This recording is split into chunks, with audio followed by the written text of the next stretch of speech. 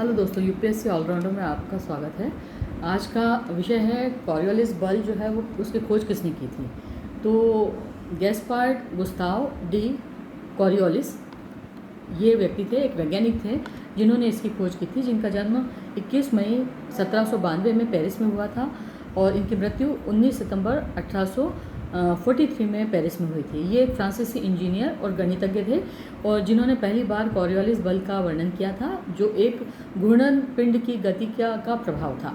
ठीक है, जो मौसम विज्ञान और प्रक्षेपिकी, मतलब जिसमें हम लोग कोई भी प्रक्षेपण जब हम उसका करते हैं, सैटेलाइट का प्रक्षेपण करते हैं, उस पर इसका प्रभाव पड़ता है। साथ ही साथ समुद्र विज्ञान के लिए भी अत्यंत महत्वपूर्ण है।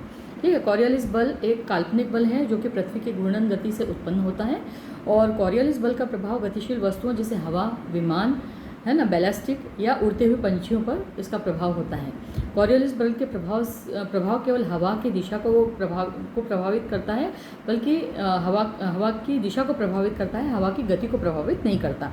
यह बल क्योंकि यह हवा की दिशा को अपेक्षित पथ से विक्षेपित कर देता है। ठीक है, तो कॉरियोलिक बल के प्रभाव की वजह से इसका प्रभाव क्या पड़ता है, इसकी वजह से हवा और पानी मिलकर के एक तरल पदार्थ बनाते हैं और पृथ्वी की सतह पर ये घूमता है और ये विक्षेपित होकर के हवाएं दक्षिण से पश्चिम में भारत की ओर चलने लगती हैं और इससे अरब सागर में बड़ी मात्रा में नमी उठती है और इसी की वजह से भारत में मानसूनी हवाएं जो हैं वो चलने लगती हैं और हमारे देश में मानसून मतलब जब तेज़ गर्मी पड़ती है तो मानसूनी हवाएं जो है वो गर्मी के अंत में चलने लगती हैं पृथ्वी की तरफ और इन्हीं मानसूनी हवाओं की वजह से हमारे यहाँ पर बारिश होती है। तो इसका हमारे जो ये बल है, इसका हमारे मानसूनों पर भी बहुत प्रभाव पड़ता है।